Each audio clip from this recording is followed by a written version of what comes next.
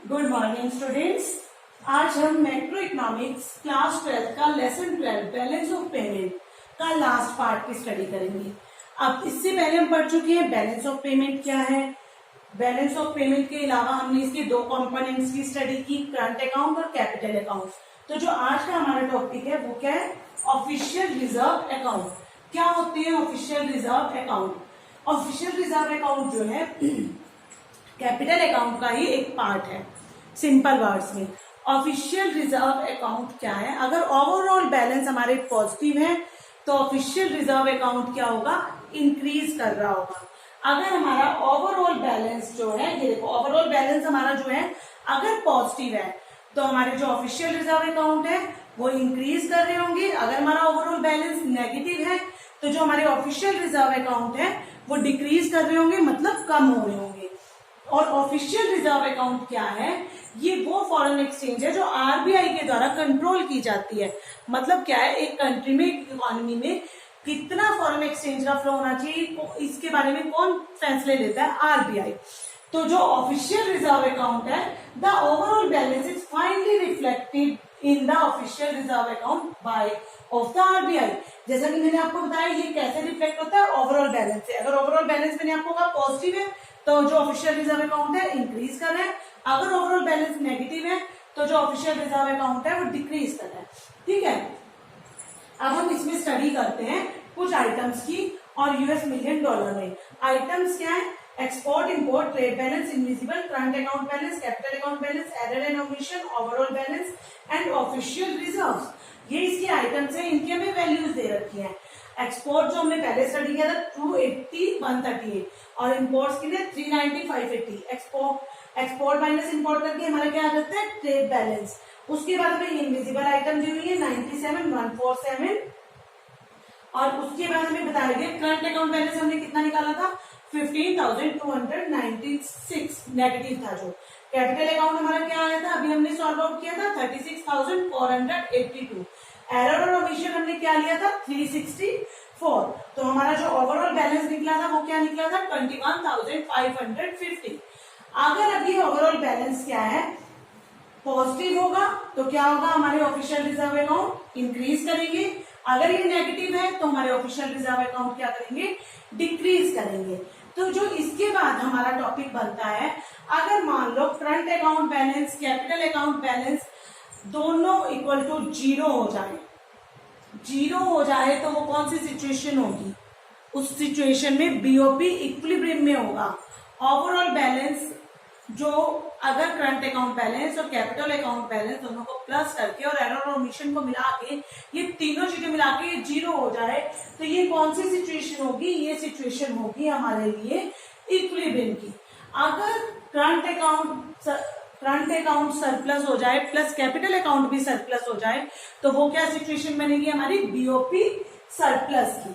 और इसके उलट अगर करंट अकाउंट डेफिशिट हो जाए और कैपिटल अकाउंट भी डेफिशिट हो जाए तो वो हमारी क्या सिचुएशन बनेगी, बीओपी डेफिशिट की। अगर दोनों अकाउंट सरप्लस है तो हमारा बीओपी क्या होगा, बढ़ रहा है, सरप्लस में है। अगर दोनों अकाउंट डेफिशिट में है तो हमारा बीओपी क्या हो रहा है, कम हो रहा है और डेफिशिट की सिचुएशन में। अब current account balance plus capital account balance अगर जीरो हो जाता है तो वो कौन सी सिचुएशन है, इक्विलिब्रियम की। अब हम इक्विलिब्रियम और डिसइक्विलिब्रियम की सिचुएशंस के बारे में स्टडी करते हैं। इक्विलिब्रियम हमने पढ़ लिया, करंट अकाउंट बैलेंस और capital account balance plus error and omission equal to zero, then BOP is in equilibrium. BOP balance में है, जो भी बीओपी में हेरफेर है उसको सही करना इजी है। अब बीओपी डिसइक्विलिब्रियम में कब होगा, जब current account balance plus capital account balance plus error and omission is not equal to zero. या फिर हम कह सकते हैं current account balance plus capital account balance is not equal to zero, मतलब इक्वल के जीरो के बराबर नहीं है तो वो कौन सी सिचुएशन है, डिसइक्विलिब्रियम की। अगर वो जीरो के बराबर है तो कौन सी सिचुएशन है, इक्विलिब्रियम की। बीओपी सरप्लस कब होगा, current account balance plus capital account balance अगर दोनों को हम प्लस कर रहे हैं और जो आंसर आ रहा है वो पॉजिटिव में आ रहा है तो हमारा बीओपी क्या हो जाएगा, सरप्लस में होगा। जो वैल्यू आ रही है वो पॉजिटिव वैल्यू आ रही है, नेगेटिव का साइन नहीं आ रहा तो हमारा बीओपी क्या है, सरप्लस में। इसके उलट बीओपी डेफिशिट कब होगा, जब current account balance plus capital account balance की जो वैल्यू हम निकालते हैं वो नेगेटिव साइन के साथ आती है तो वो क्या होगा, हमारा डेफिशिट की सिचुएशन।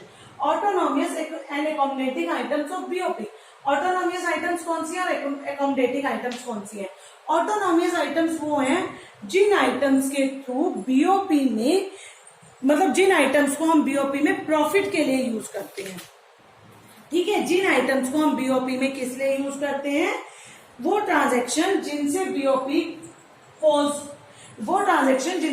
में प्रॉफिट होता है उसको क्या कहेंगे? ऑटोनॉमियस। और वो ट्रांजैक्शन जिनसे बीओपी में प्रॉफिट नहीं होता, जो फ्री फ्रॉम प्रॉफिट होती है, वो कौन सी है? एकोमोडेटिंग। ठीक है, अब ऑटोनॉमियस जो है उस इन्वेस्टमेंट का मेन मोटिव क्या है? उसका मेन मोटिव यह है कि जो करंट अकाउंट है और जो कैपिटल अकाउंट है उसकी imbalance, causes of imbalance, BOP की इम्बैलेंस के कारण ही ऑटोनॉमियस आइटम्स होती है। और बीओपी को बैलेंस करने के लिए किसका यूज किया जाता है?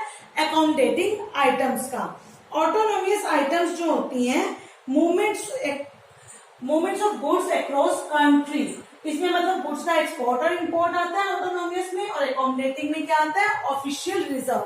अब देखो ऑटोनॉमियस आइटम्स कौन सी होती है? जो प्रॉफिट से रिलेटेड है और जो फ्री फ्रॉम प्रॉफिट है। इसमें गुड्स और सर्विसेज का एक्सपोर्ट और इंपोर्ट आता है और इसमें ऑफिशियल रिजर्व आते हैं। इसमें क्या आता है? ऑटोनॉमियस जो है बीओपी को इम्बैलेंस करती है और ये जो इम्बैलेंसेस है उनको ठीक करने के काम आती है। तो नाउ हमारा लास्ट टॉपिक बनता है हमारा significance of BOP account. BOP account की क्या इंपॉर्टेंस है? देखो बीओपी अकाउंट हमने पूरा चैप्टर स्टडी किया है, हमें पता है इसकी क्या इंपॉर्टेंस है। सबसे पहले इससे हमें क्या पता चलेगा? हमारी इकोनॉमी कहां पर स्टैंड करती है, वेयर वी स्टैंड। मतलब इससे हमें क्या पता चल रहा है?